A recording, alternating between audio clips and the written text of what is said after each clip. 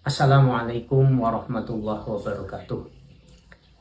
Alhamdulillahirrabbilalamin. Wabihi nasta'inu ala umuri dunia waddin. Wassalatu wassalamu ala sayyidina Muhammadin wa ala alihi wa ashabihi ajma'in, amma ba'du. Kaum muslimin, muslimat yang dirahmati Allah, Alhamdulillah pada kesempatan kali ini bertemu kembali dengan saya Arpa Ismail Albar. Semoga semua dalam keadaan sehat. Sehat badannya, sehat batinnya, dan juga tentu saja keuangannya juga sehat. Dalam rangka kesehatan keuangan, kesempatan hari ini kami ingin berbagi informasi terkait dengan layanan paylater. Sebagaimana kaum muslimin ketahui, perkembangan teknologi yang begitu pesat sehingga tidak dalam akad kekinian pun muncul berbagai jenis layanan baru yang itu adalah merupakan dinamika dalam fikih muamalah. Nah, salah satunya adalah paylater ini, di mana paylater ini secara singkat bisa kami katakan adalah beli sekarang bayar nanti.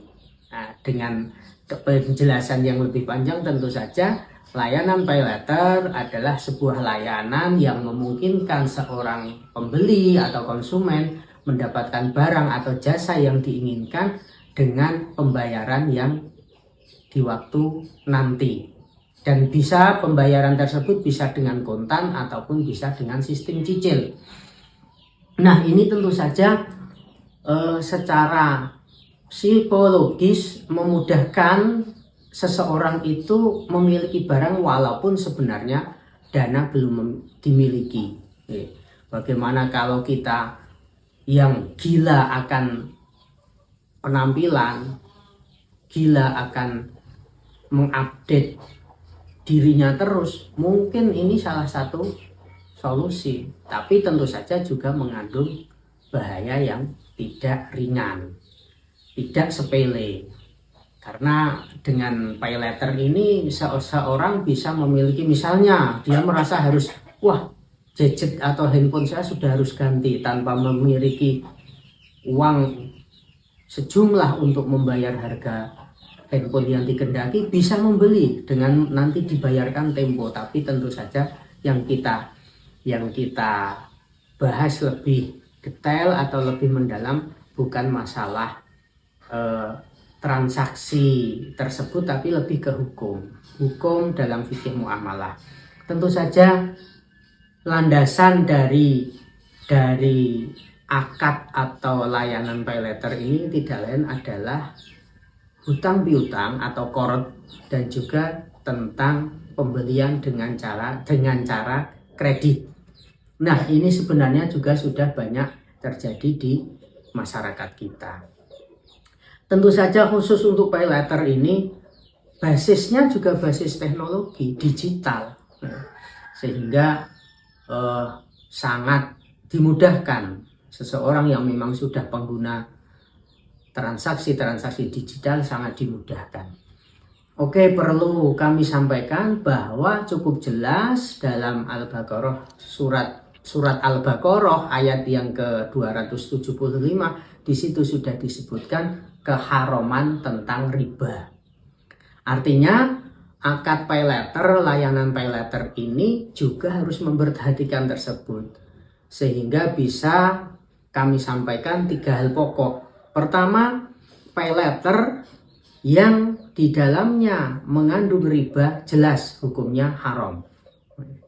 Kemudian yang kedua, paylater yang basisnya adalah jual beli kredit dengan harga yang tetap dan transparansi yang jelas, tidak adanya penambahan biaya lain-lain dan sebagainya itu yang tidak menjebak konsumen, tentu saja bisa diperbolehkan.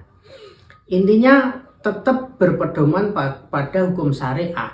Setiap transaksi muamalah harus bersih dari yang namanya riba, gharar atau ketidakjelasan, dan juga eksploitasi ke salah satu pihak sehingga bisa merugikan salah satu pihak. Tentu saja ini harus dipedomani.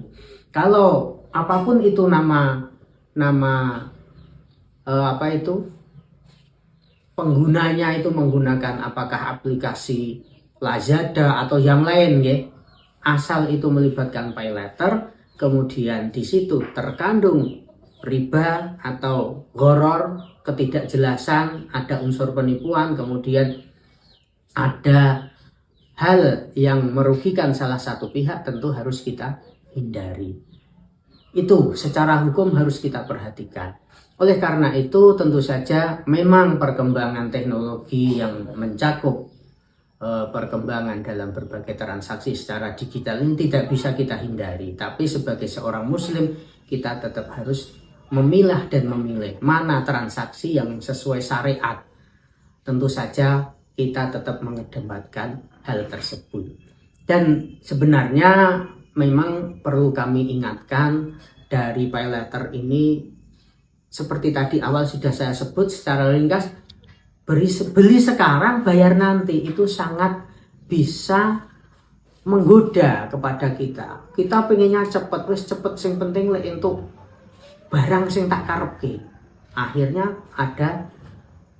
ada alternatif dengan pay letter. Tapi kalau kita tidak teliti, pay letter yang kita gunakan itu ternyata di dalamnya ada tingkat waktu di mana kalau sudah jatuh tempo sehingga memaksa kita harus membayarnya, dan ternyata kemudian ada tambahan bunga dan sebagainya. Lah di situ kita harus hati-hati. Oleh karena itu tetap bijak mengikuti perkembangan zaman, perkembangan teknologi, sehingga kita tetap tidak keluar dari syariat agama Islam. Karena biar bagaimanapun sebagai seorang muslim kita juga punya dua sisi. Hubungan kita dengan Allah bagus, hubungan kita dengan makhluk dalam bermuamalah juga jangan sampai melanggar agama atau syariat agama Islam. Cukup sekian, semoga informasi ini bermanfaat.